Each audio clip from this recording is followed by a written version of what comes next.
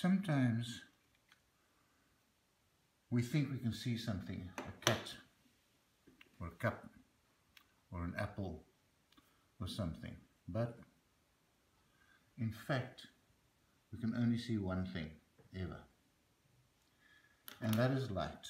Take away the light and we can see nothing. So what we're going to do here is we're going to play with light a little bit. So draw a nice circle as best as we can. This must be done with pencil.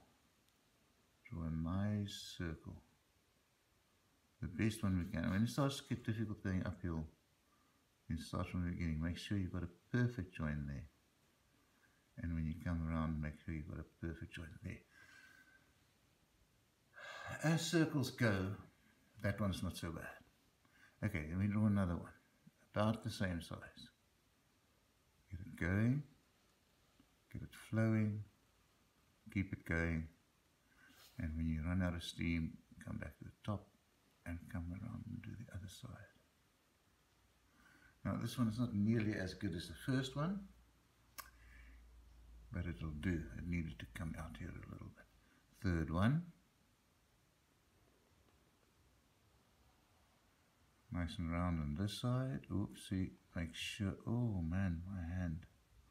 Make sure that we go around on that side as well. And close it nicely. Looks like I made them go progressively smaller as I went along. Now, I'm going to draw another one here. Again, I'm trying for the same size. I'm trying to draw it as carefully as possible.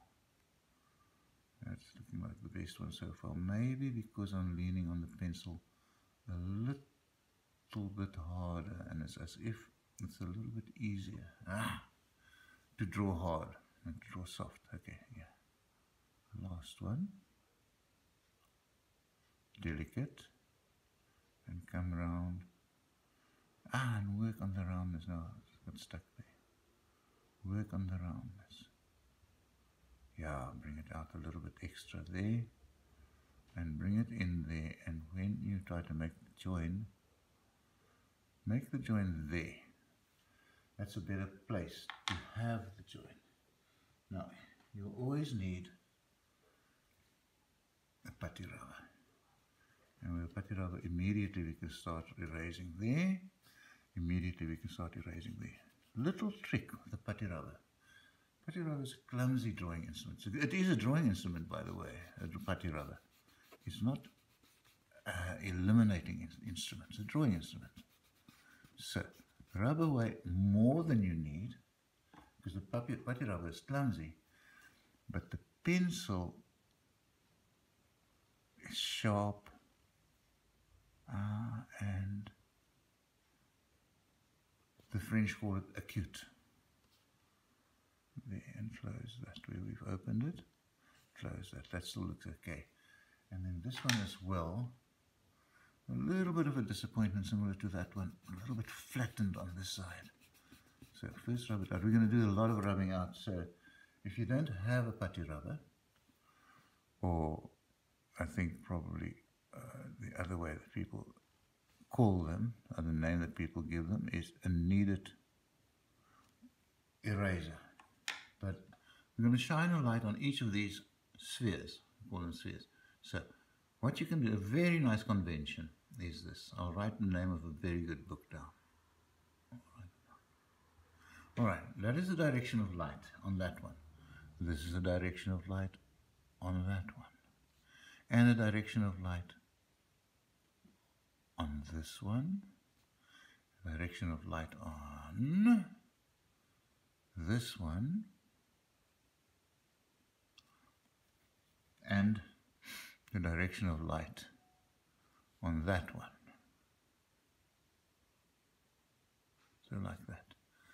So let's take this one, for example, and we'll make the light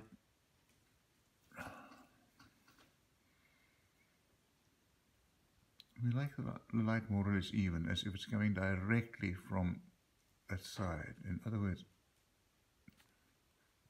the light's not behind the ball, and the light's not in front of the ball. It's right to the side. In this one, I'd like to try something else. I'll make this light shine slightly away from us, as if the light's on this side of the ball. You see how that little disc makes it possible to work with light. This one will do the reverse. We'll make the light come in this direction, as if it's behind the ball, like a rising sun, something like that. And these other two, one of them at least, I would like to make square to the ball. And I'd like to imagine that it comes from quite far away. Well, they can all come from far away, it doesn't really matter. Then we've got one left that we can do with what we like. Okay, now, if the light falls like that, this ball will be exactly half in light and half in shadow. That's easy enough, because that and that should be at 90 degrees, perpendicular to each other. All of these. This would be perpendicular to that one, but, so if we imagine a line like that, we don't draw it, but if we imagine a line like that, that is what would happen. But because this thing is on this side, we can see that little curve there. That is the way that the light would fall. So if we cut our ball or sphere in half, it would do exactly that thing and dot, dot, dot, dot, dot, going around like that. This one, the light comes from behind. So again, we find the 90 degrees mark, the perpendicular. And in this case, the ball will be much more in shade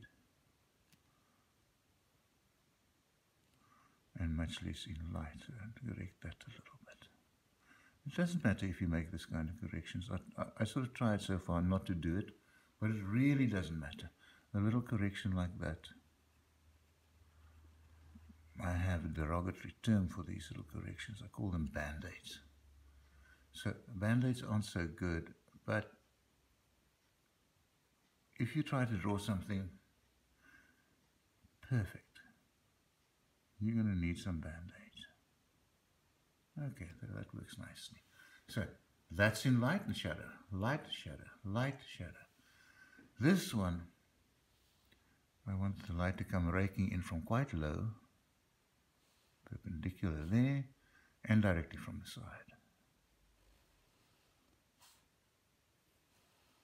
So in fact, this one is quite similar to that one. The difference here is that this light will shine from far away. I think it doesn't matter. Then we have the last one, which I still have to decide what is going to be the nicest thing to do to it, and I don't know. So, looking at this one, the light comes like this. So, the shadow, the light comes like this. The shadow on the tabletop will form an oval.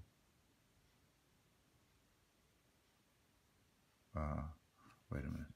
That light's behind here, so the oval will go from here. It'll start here and form an oval going away. It's that same basic oval. And in this direction, this oval going away. But it can't lift like that because it has to follow on the tabletop, so it has to be on this line. So this oval will be extended and going away, extended to there, and that. This should form a perfect kind of an oval. Okay, that's for the cast shadow. Here's my razor. I'm going to take this away a little bit.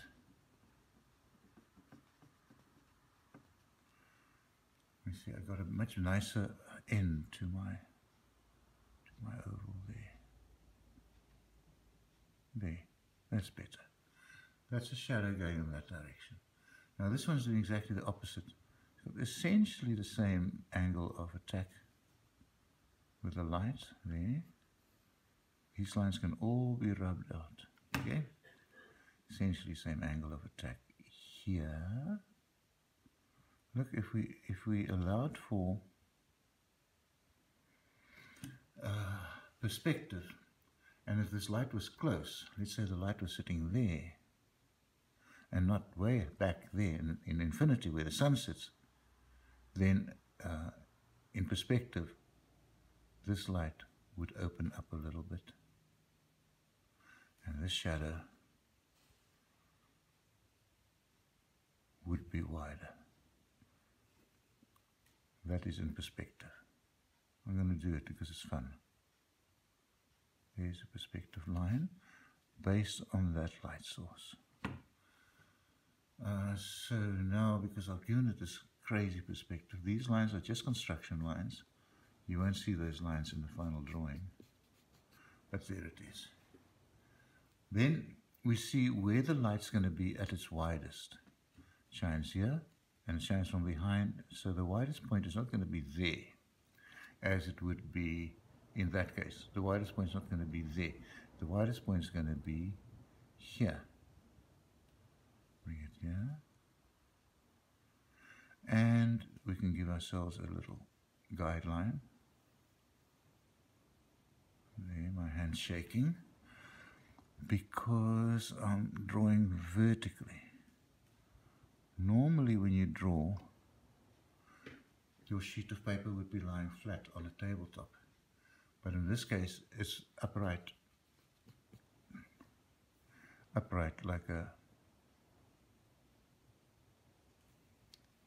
like a painting on an easel, an oil painting on an easel. That light, in fact, would touch it there, and then come out. That will stay the same. This is just construction there, and the internal construction line, that one can go away. Again, if you find it very difficult to work, take away a tiny bit, then take away more than you need, because you can do it again. So that line is based on that line.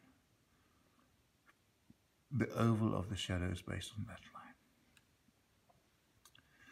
And now the oval of the shadow here would have to, because it's coming from way behind, you see, it's way behind. So the oval of the shadow would come from way behind, and it would just maybe a tiny spot of shadow just there. Now let's draw the oval.